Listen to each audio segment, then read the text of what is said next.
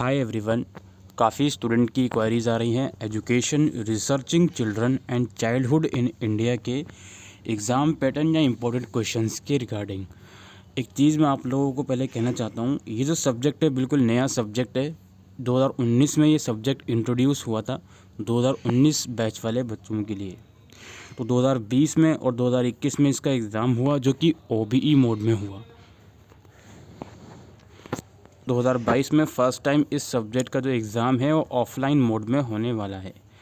तो important question discuss करना बिल्कुल भी आई डोंट थिंक कि इतना वैलिड रहेगा कि ये इम्पोर्टेंट क्वेश्चन है, ये करके ही चले जाओ आप पास हो जाओगे। तो वो चीज़ करना बिल्कुल गलत है, बिकॉज सिर्फ 2 पेपर के बेसिस पर और वो भी OBE मोड के बेसिस पर ये बताना कि भाई यही क्वेश्चन इम्पोर्टेंट है, तो वो चीज़ मेरे एथिक्स के अंदर नहीं आती है।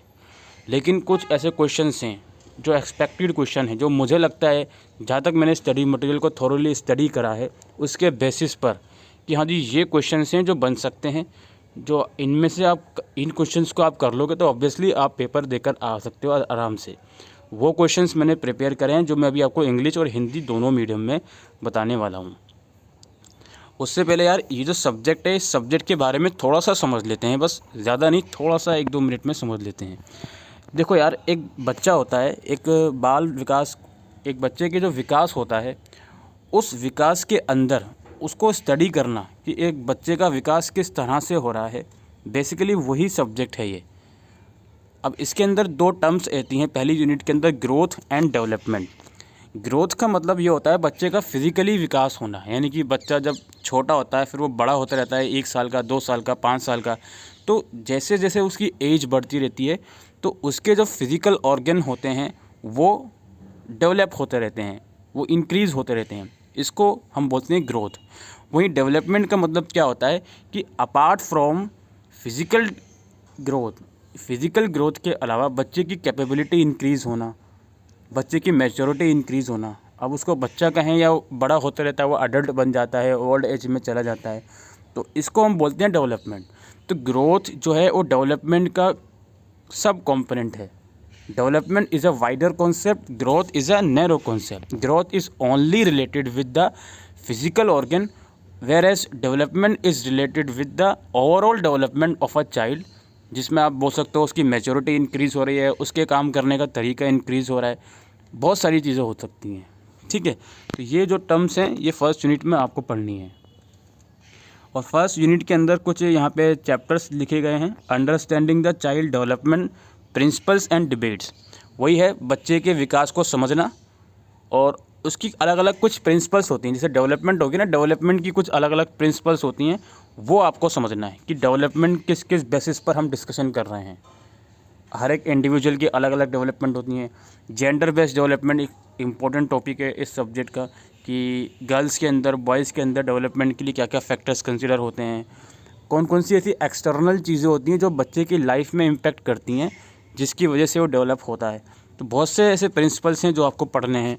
इसके अलावा है knowing children in the context of diversity.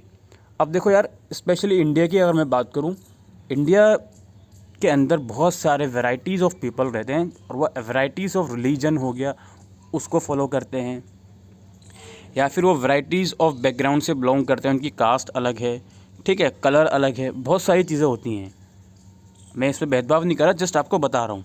तो उसके बेसिस पर एक बच्चा जो होता है वो जिस समाज में पैदा हो रहा है उसका बहुत इम्पैक्ट पड़ता है उसके जीवन में ग्रो करने के लिए। तो डाइवर्सिटी के संदर्भ में बच्चों को समझना ये भी एक आर्ट है, इसको भी आपको केयरफुली पढ़ना है।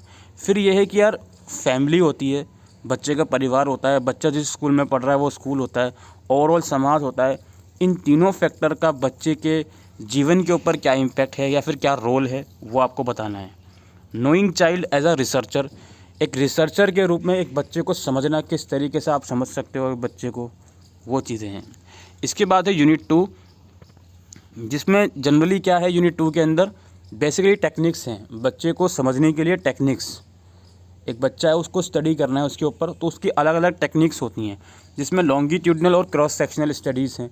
लॉन्गिट्यूडनल और क्रॉस सेक्शनल में थोड़ा डिफरेंस है। लॉन्गिट्यूडनल में क्या होता है, एक सिमिलर ग्रुप ऑफ एक सिमिलर ग्रुप होता है बच्चों का, उनके ऊपर एक पर्टिकुलर टाइम तक स्टडी करना। वहीं क्रॉस सेक्शनल स्टडीज़ में क्या होता है, अलग अलग ग्रुप होते हैं बच्चों का और उनका डाटा भी बड़ा होता है, उनके ऊपर स्टडी करना।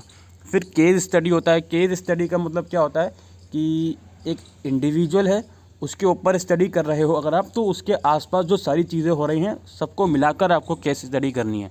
सिर्फ एक इंडिविजुअल पर ध्यान नहीं देना, आपको उस इंडिविजुअल की लाइफ पर जो चीज़ें, जिन चीज़ों का प्रभाव पड़ रहा है, उन चीज़ों को भी ओवरऑल स्टडी करना, उसको केस स्टडी बोलते हैं। फिर यहाँ पे ऑब्जर्वेशन आ गया। ऑब्जर्वेशन से तो आप समझते हो क्या मतलब है इस चीज़ का।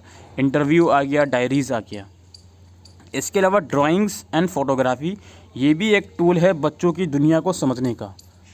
ठीक है, बच्चे ड्राइंग बना रहा है तो क्या कहना चाह रहा है, या ड्राइंग के थ्रू एक बच्चे के जीवन को कैसे समझ सकते हो आप। तो ये सब चीज़ें हैं जो कि आपको इन यूनिट्स के अंदर पढ़नी है।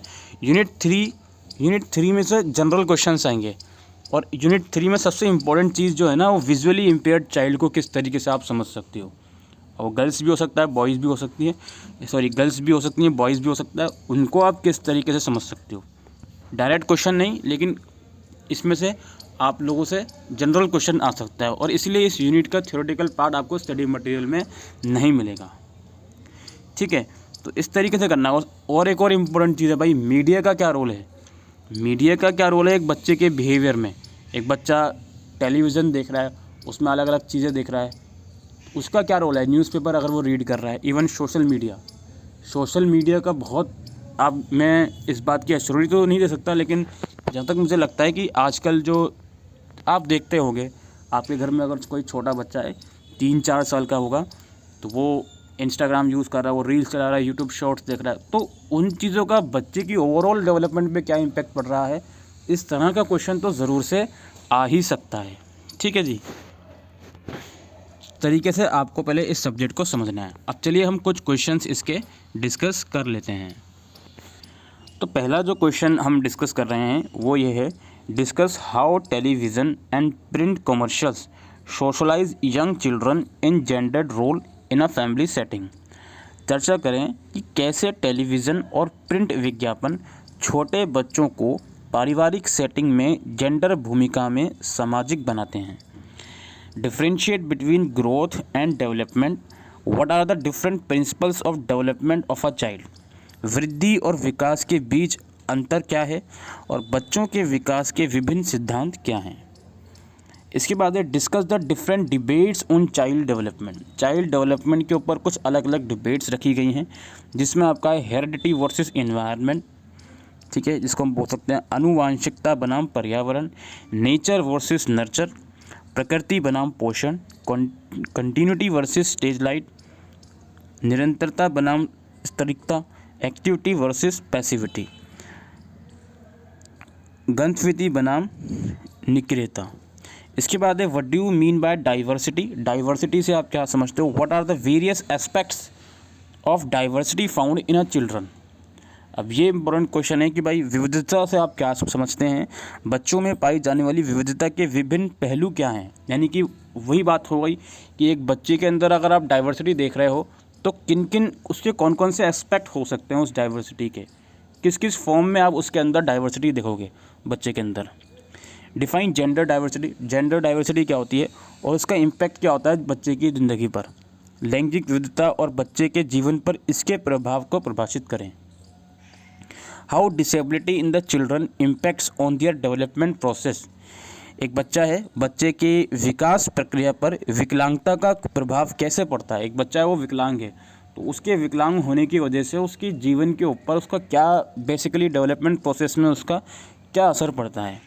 How family, school and society play an important roll on the social development of the child. परिवार, विद्यालय और समाज किस प्रकार बच्चे के सामाजिक विकास में महत्वपूर्ण भूमिका निभाते हैं, ये बताना है आपको। Researching children on children's life experience is a challenging task. Discuss. बच्चों के जीवन के अनुभवों पर शोध करना एक चुनौतीपूर्ण कार्य है। विचार विमर्श करें।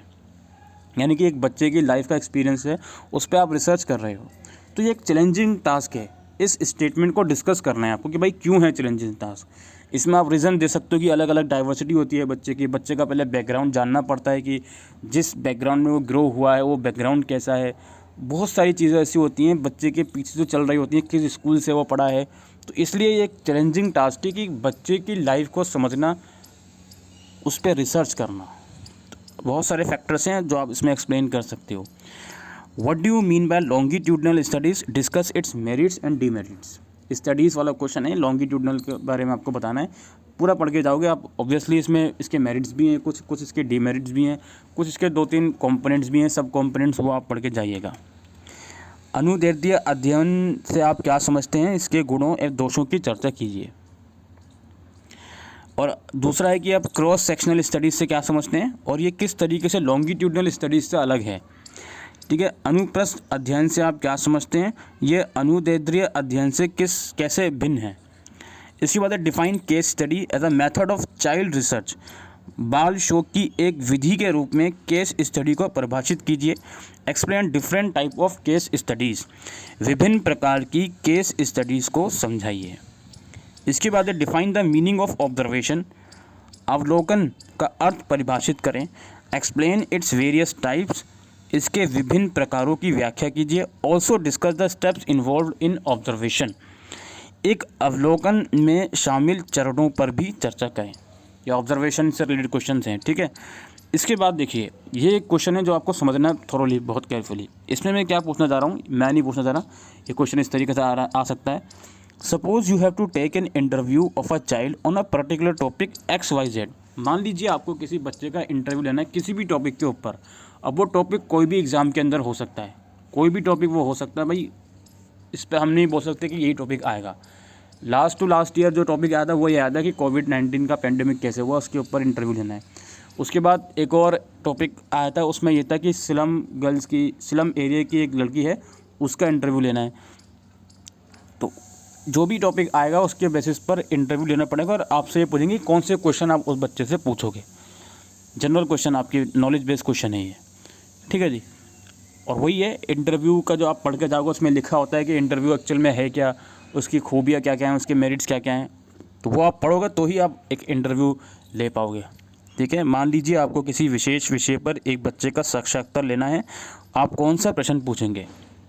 इसके बाद है how an interview can be the effective tool to study और to make research on child. साक्षात्कार किस प्रकार बच्चे पर अध्ययन या शोध करने का प्रभावी साधन हो सकता है। इसके बाद है discuss photography and drawings as a tool for data collection. Data संग्रह के एक उपकरण के रूप में फोटोग्राफी और रेखा चित्रों पर चर्चा करें। इसके बाद है discuss any one method which you think is suitable to study identity issue in the adolescent boys with locomotor disability. किसी एक विधि पर चर्चा करें जो आपको लगता है कि चलन अक्षमता वाले किशोरी लड़कों में पहचान के मुद्दों का अध्ययन करने के लिए उपयुक्त हैं। ये यूनिट 3 में से जो विजुअली इम्पेयर्ड जो चाइल्ड होते हैं, फिजिकली डिसेबल्ड जो चाइल्ड होते हैं, वो उसके रिगार्डिंग इसमें क्वेश्चन आएगी कौन सी स्टडी है जो बेहतर रहेगी इन बच्चों के ऊपर स्टडी करने के लिए। Why is it important to study childhood in different social economic setting. विभिन्न सामाजिक आर्थिक परिवेशों में बचपन का अध्ययन करना क्यों महत्वपूर्ण है। तो इस तरीके के क्वेश्चन आप लोगों के पेपर में आएंगे। अब यहाँ पर एक चीज़ और समझ लीजिए यार, एक चीज़ मैं और समझाना चाहता हूँ आप लोगों को। एसओएल के अंदर जो पेपर्स आ रहे हैं वो नॉर्मली 75 मार्क्स के ही आते हैं, लेकिन कुछ पेपर में देखा गया है कि यार 100 मार्क्स का भी क्वेश्चन कई बार आया है और इस एजुकेशन वाले पेपर में देखा गया है। तो मैं आपको ये बिल्कुल एग्जैक्ट श्योरिटी के साथ नहीं बोल सकता कि आपका पेपर 75 का ही आएगा या 100 का आएगा, लेकिन मुद्दा वो नहीं है। मुद्दा ये है पैटर्न का। आपको लगभग 8 या 9 क्वेश्चन आपके पेपर में होंगे, 8 या 9 क्वेश्चन, जिसमें से आपको 5 करने होंगे। That's it. इस बात को आप समझ लीजिए, 8 या 9 क्वेश्चंस रहेंगे टोटल, जिसमें से आपको 5 करने होंगे। अब वो 100 मार्क्स का तो 20 मार्क्स ईच रह गया और 75 मार्क्स का तो 15 मार्क्स ईच रह गया। अब पूछोगे सर एक क्वेश्चन के कितने पेजेस हमको लिखने चाहिए, उसका कोई डायरेक्ट आंसर नहीं है। जितने में क्वेश्चन का आंसर सूटेबल बन पा रहा है उतना ही आपको लिख कर आना है। तो ये कुछ एक्सपेक्टेड क्वेश्चंस हैं जो मैंने आप लोगों के साथ डिस्कस करे इस सब्जेक्ट के। आई होप ये वीडियो आपको यूज़फुल लगी हो, तो वीडियो को शेयर करिएगा। Thank you.